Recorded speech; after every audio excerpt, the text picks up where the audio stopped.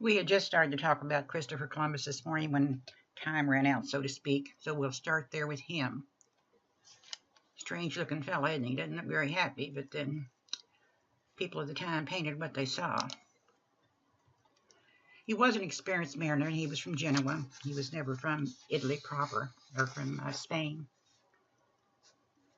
We don't know a lot about his first few years, but when we finally do hear of him, we discover that he had gotten married. He'd married the granddaughter of an admiral in Prince Henry's navy, and he inherited by marriage all the books and documents and navigation devices that he had spent a life exploring with and keeping.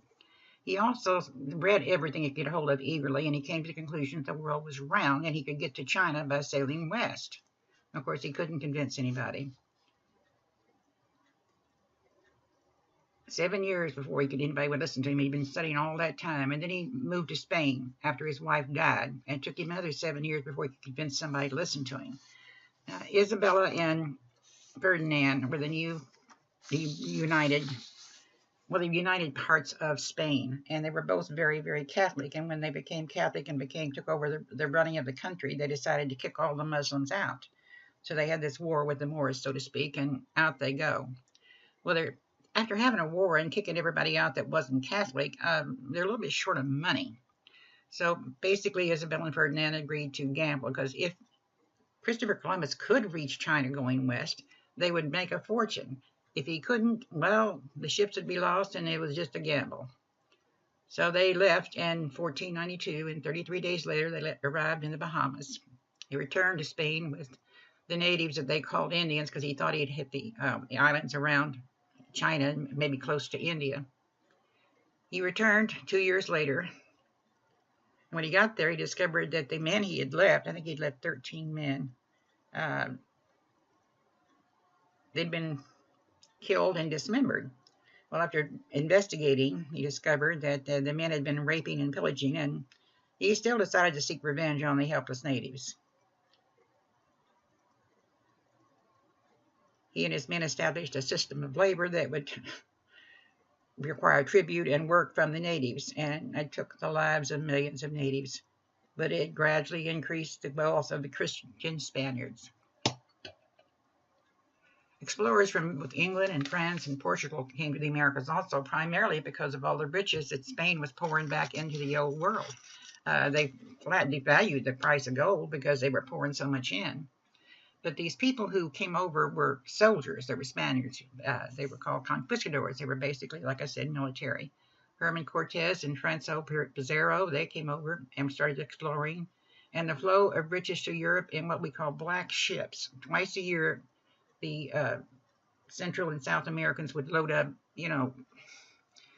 turquoise and diamonds and gold and send them back to Spain. And of course, England and France and Portugal would love to, if they could stop one of those ships, they would have enough money to run their country for a year or two. So piracy became quite a well-known thing. Everybody wanted to get one of the black ships. Then something started happening called the Columbia Exchange, where it was just an exchange of, well, like I have here, plants and animals and culture to Europe, and plants and disease and animals from Europe. They developed something that called syphilis that was decimated a lot of the military. But by the mid-1500s, Spanish had an enormous global financial empire. Both the Atlantic and the Pacific Oceans became highways to move people and goods. The gold, the silver, the precious jewels from Mexico and Peru. And of course, with all these Indians, and we did have some families, I guess you'd say, come over, but there was no elected assemblies, and the bureaucrats controlled and appointed by the Spanish crown would administer to the Indians. Of course, the Spanish crown and the Catholic Church are hand in glove. Spain is the most Catholic of all Catholic countries. But very soon, the Spanish colonies were determined by class and skin color, and you do need to remember these definitions. The native-born Spanish, those that were born in Spain, were called peninsulars. The Spanish that was born in the New World, even though he was pure-blood Spanish, he was born in the New World, were called Creoles. The Spanish born in the New World who married Indians, their children were called Mezzitos. And the New World born Spanish who married the African American their children were called mulattoes. So you've got Peninsulars, Creoles, which are the purebloods. Zitos are Indian and pureblood. Mulattoes are pureblood and black. And then beneath all that was a slave. Because there was such a shortage of women, the order that came from Spain for the men to marry, there wasn't any Spanish women around to marry, so they started marrying the Indians and the blacks. And that's why you ended up having a very diverse colored race. And this picture just shows you the four distinctions, the higher class and the lower class. And of course, the Visitos are the lowest class next to the slave. Now, justification for all this, of course, was to spread Catholicism. Meanwhile, in Germany, which was a loose confederation of many little principalities, Martin Luther, he wasn't a priest, he was a monk. And he didn't like what the Catholic Church was doing. And if you're not Catholic, you will not understand what indulgences are. But basically, since you're familiar with the game Monopoly, it was a get-out-of-jail-free card. Because the Catholics believed that you went to purgatory before you could go to heaven or hell. And this indulgence was supposed to give you a get-out-of-purgatory free card. And the church was selling them. Well, Martin Luther said he didn't think this was right, that he didn't think that even the people should go through a priest, that we should be able to commune with God directly. So he writes this big old thesis. It's 95 different points he's making about what's wrong with the Catholic Church, and he posted it on the church board. Well, he wasn't trying to break away from the church. He wasn't trying to break up the Catholic Church. He was just trying to get the Catholic Church to clean up its act. And very soon, we have something called Protestantism. And if you look at that word, the first part of it is protest, right? That's all he was doing. He was protesting the Catholicism way of doing things. But meanwhile, Spain is the bastion of Orthodox Catholicism, and he was not received well in Spain. And to combat this spread of this new religion called Protestantism, they needed to convert Indians to the true faith, which the Spanish and the Catholics considered Catholicism the true faith. The Protestantism was a sure ticket to hell. So the Indians' labor force, we needed them for the work, and we're going to save their souls. Voyages of discovery, not only just by Portugal and Spain, but we're starting to see it from England and France too. Meanwhile, the Pope, who you've got to understand, the Pope can cause kings problems because the Pope is their direct representative of God. And if God tells you you're not going to go to heaven, you ain't going to go to heaven. So even kings would listen to the Pope. So in 1537, Pope Paul II outlawed Indian enslavement. He said it's against the law. Meanwhile, a Dominican priest, a La Casa, was started to complain and was writing something called the Black Legend, complaining of the Indian cruelty at the hands of the Spanish. And he said the only justification for empire building was to convert Indians, and we needed to take better care of them. And so don't get confused with the Black Legend and the Black Ships. Now, Black Ships were what went to Spain twice yearly, carrying all the jewels and things that they had mined. And the Black Legend was a book written by a priest complaining about the cruelty to the Indians. Spain did establish a system where the Indians were going to be paid. They couldn't be sold. They're no longer slaves. They're legally free. But even though they're legally free, they are required by law to perform labor for the Spaniards, and they're still very much mistreated. But over time, treatment did improve. And we talk about a few of the explorers of the Spanish Empire. And I lived in Kansas for a number of years, and we were every now and then find a Spanish coin or something that related to the Spanish had been up there exploring. They explored Mexico, Peru. They went, way up in the Midwest. They went as far, I think it's Oregon. Juan Rodriguez Cabrera went as far as Oregon. Coronado explored the interior of the Western Plains around Kansas, Nebraska. And Juan Ponce de Leon, which of course is one of our favorite people to know, he was looking for the Fountain of Youth when he was killed.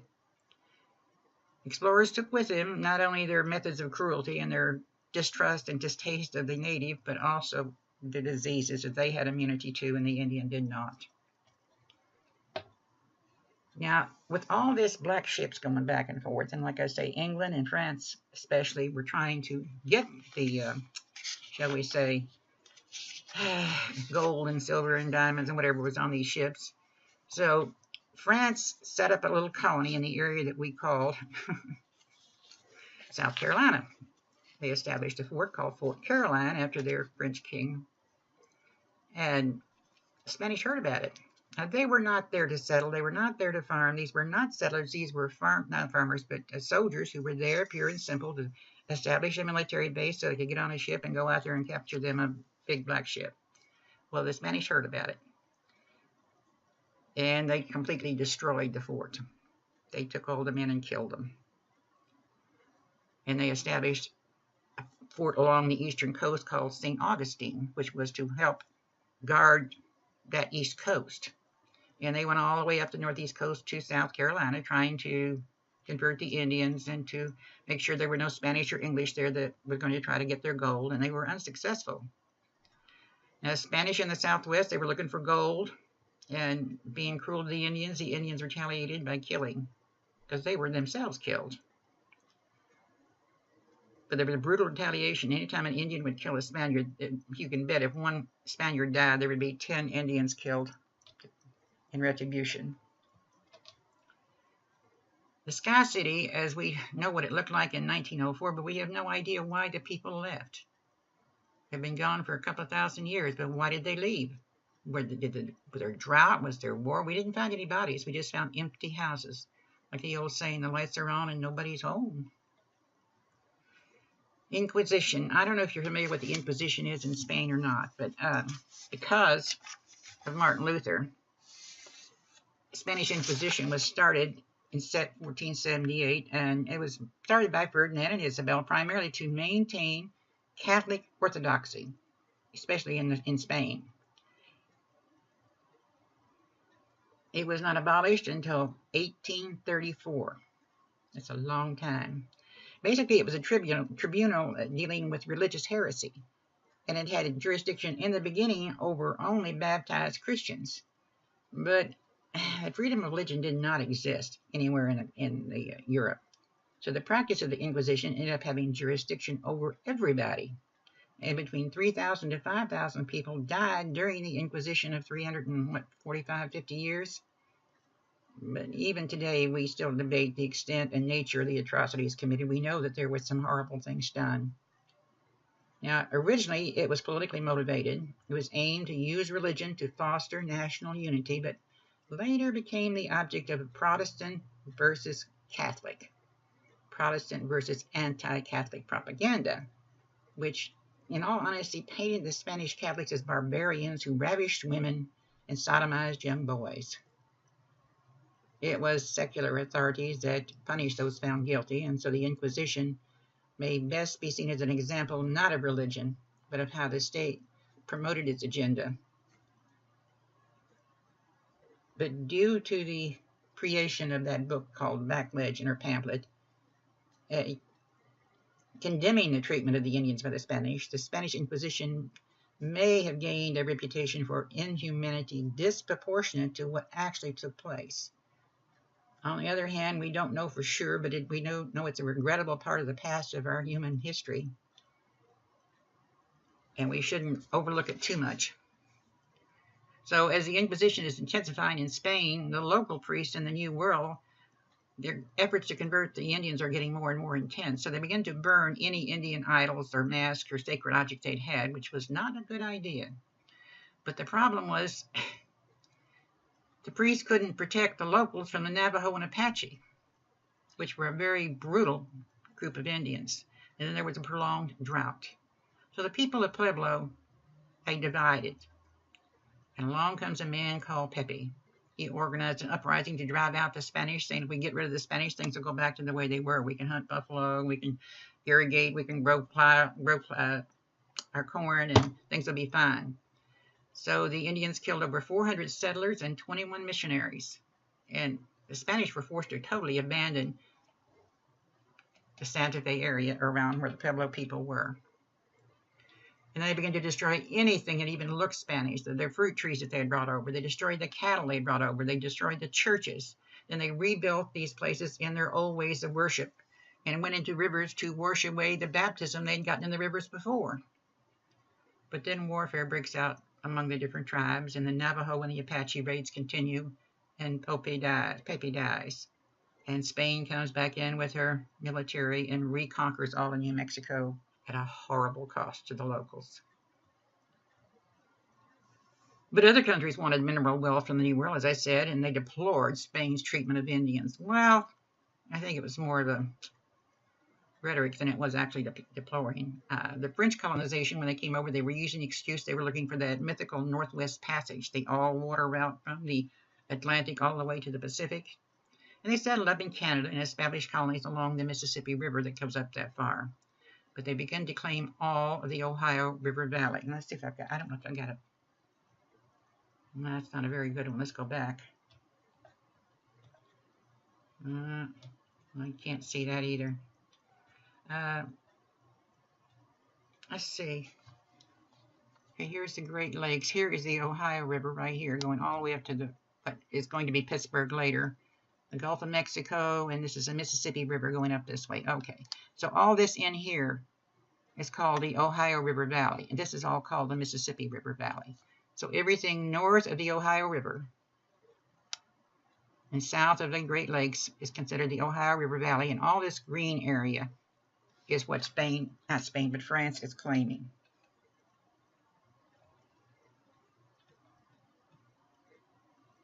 I'm going the wrong way, I'm sorry. Okay. The Spanish treated the Indians with no respect.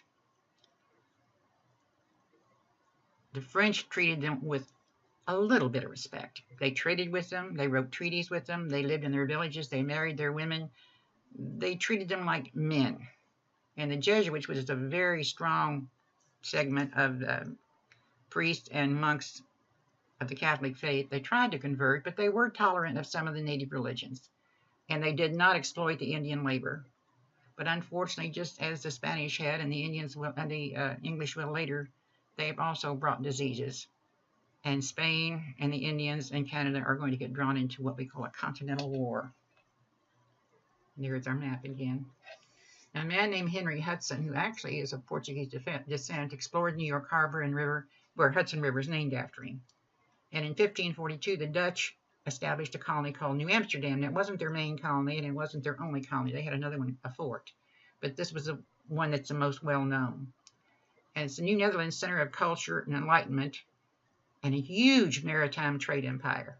And they are the ones responsible for inventing something called the Joint Stock Company, which we get more into in the next chapter. In Europe, the Netherlands had a lot of freedoms. But New Netherlands, here in this world, the New World, was not democratic at all. It was ruled by a business called the West India Company. And Dutch slaves had some rights, strange as it may seem. They had something called half freedom, where if, say, for instance, I own you as a slave and I don't have enough work to keep you busy, I'll let you go into town to work. But you've got to join the militia. If we need you to fight the Indians, you've got to help. But you can live in town, you can work in town, you can keep your own money. But if I need you back on the plantation, you've got to come back. So it's kind of a half freedom. It's better than no freedom at all. Women enjoyed freedoms. There was religious toleration. You could be a Jew, you could be a Catholic, you could be anything you wanted to in the New Netherlands. And there was quite a bit of ethnic diversity because so many different people were coming to this world to trade and to try to get rich. But the West India Company, which had firm control at first, gradually loosened control and began to offer incentives for people back in Europe to come over and settle. And unfortunately, they were giving land away to already established landowners, large ones, and these large landowners started to rule like they thought they were king of the hill too. And this is going to cause problems because this poor little guy out here just having a couple of acres to farm, he's not going to like it. But New Amsterdam never became a large colony. There were always fighting going on there. But like I said, they were more interested in trade than they were the colonies. And they'd recently had a war with Spain and kicked them out, so they no longer were under Catholic rule. But they did recognize the Indian sovereignty over the land in the New World. And they forbid any settlement on Indian land until legal title could be purchased from the Indians. Unfortunately, two different cultures created conflicts, and it's going to happen. There's no way around it. And eventually, war with England was lost, and England took over the colonies.